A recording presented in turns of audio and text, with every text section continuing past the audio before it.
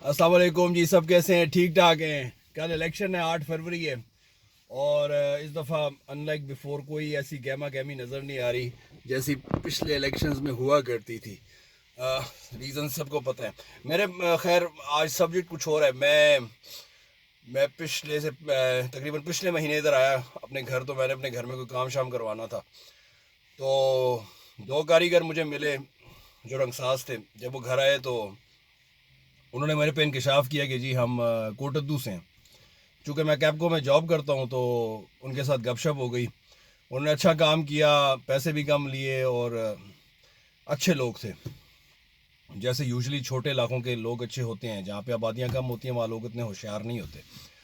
तो मेरा बड़ा अच्छा एक्सपीरियंस रहा। महीने बाद अब मैं दोबारा घर आया हूँ तो मैंने कुछ काम करवाना था, तो आई कॉल्ड देम अप। और उनका नाम है जी, वो अपने आप को मोटू पतलू कहते हैं। मोटू पतलू से मेरी बात हुई। मोटू पतलू ने कहा कि जी हम तो छुट्टियों पे कोटद्दू आए हुए हैं। मैंने कहा क्या कर रहे हो उधर? कहते जी इलेक्शन है ना इसलिए आए हुए हैं। तो वो जी कहता है वोट डालना है। तो मुझे बड़ी हैरत हुई कि यार ये यानी कोटद्दू में मैंने देखा है कि कोटद्दू और उसके सराउंडिंग एरियाज़ में सदर्न पंजाब में, कि मैं सबकी बात नहीं कर रहा लेकिन यूजुअली सियासतदानों का आम लोगों की ज़िंदगी में अमल दखल सिर्फ जनाजे या शादी तक ही होता है। मुझे बड़ी हैरत हुई कि यार मोटू पतलू अपने 5 दिहाड़ियाँ ज़ाया करके यहाँ से सारा कुछ छोड़ के वहाँ सिर्फ वोट डालने के लिए गए हैं। मतलब अवाम में शऊर है, लेकिन यानी शऊर वोट हर किसी को डालना चाहिए, हम भी डालते हैं।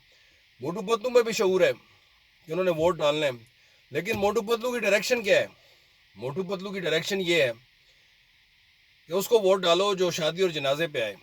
बाकी उसने इलाके में क्या काम किया, इससे मोटू पतलू को कोई सरोकार नहीं। इसके पीछे बहुत बड़ा डायलेमा है, बड़ी गहराई है अगर आप इसके कॉन्टेक्स्ट में चीज़ें देखें तो। एनातोल लिवेन ने किताब लिखी है पाकिस्तान हार्ड कंट्री, अगर आपको टाइम मिले तो आप ज़रूर पढ़िएगा।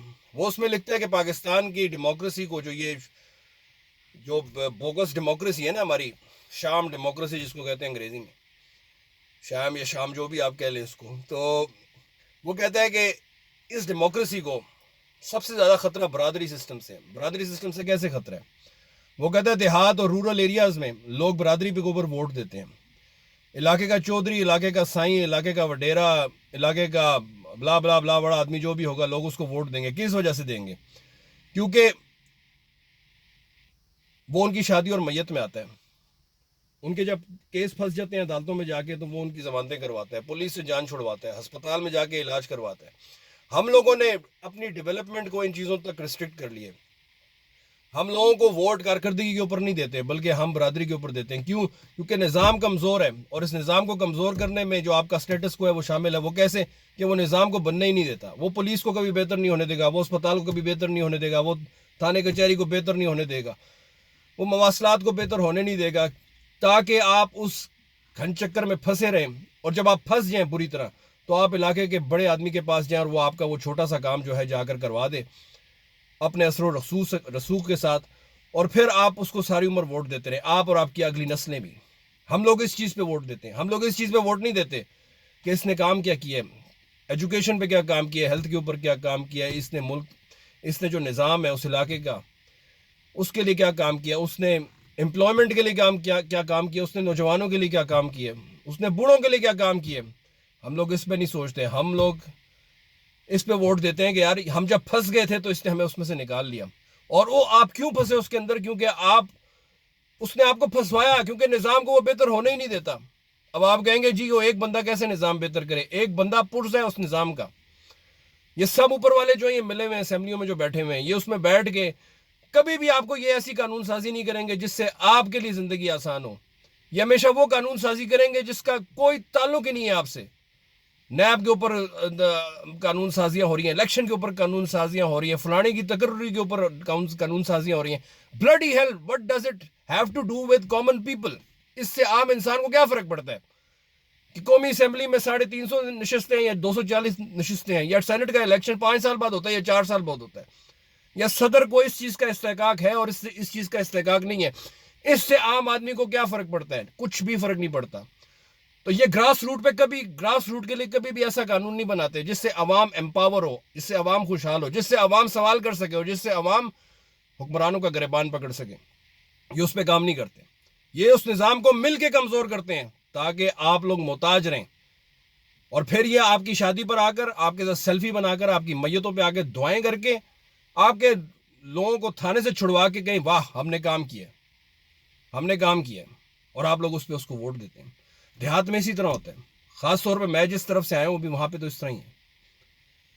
اپر کے پی کے میں, سینٹرل پنجاب میں چیزیں بدلی ہیں, ایجوکیشن آئی ہے لوگوں میں. میں نے دیکھا ہے کہ ایک شعور ہے لوگوں میں, تھوڑی فطرتاً آزاد ہیں. لیکن یار جھوجو آپ ساؤتھ میں جائیں, یہ چیز بہت کامن ہے وہاں پہ کہ یار ہم نے اپنی خواہشات, اپنی توقعات کو صرف شادی, میت اور تھانے کچہری تک رکھوا لیا. یار ایک بندہ ہمیں تھانے سے ہمارے بندے کو رہا کروا لیتے, ہم کہتے ہیں یار اس سے اچھا آدمی کوئی ہے نہیں یار, وڈیرا سائیں تو ساری عمر ہماری 7 نسلیں ووٹ دیں گی. اور کسی نے مجھے قصہ سنایا, اس پہ کنکلوڈ کروں گا, کہ ایک بچہ تھا, وہ کسی بہت بڑے آدمی کا بیٹا تھا, وہ علاقے کا سردار تھا. واپس آیا پڑھ کے تو اس نے دیکھا کہ یار باپ کے آگے لوگ اس کے پیر چوم رہے ہیں, اس کے ہاتھ چوم رہے ہیں, اس کے پیروں میں بیٹھے. اس نے کہا بابا یہ تم کیا کر رہے ہو ان کے ساتھ, دنیا بدل رہی ہے اور تم نے لوگوں کو اس طرح پیچھے لگایا ہوا ہے. بابا نے کہا چل تو میرے ساتھ چل. بابا اس کو لے کے چل پڑا. سردار جو تھا اس نے ہاتھ میں دانے پکڑے, وہ جو باجرہ ہوتا ہے, اور پیچھے اس نے مرغیاں لگا لی.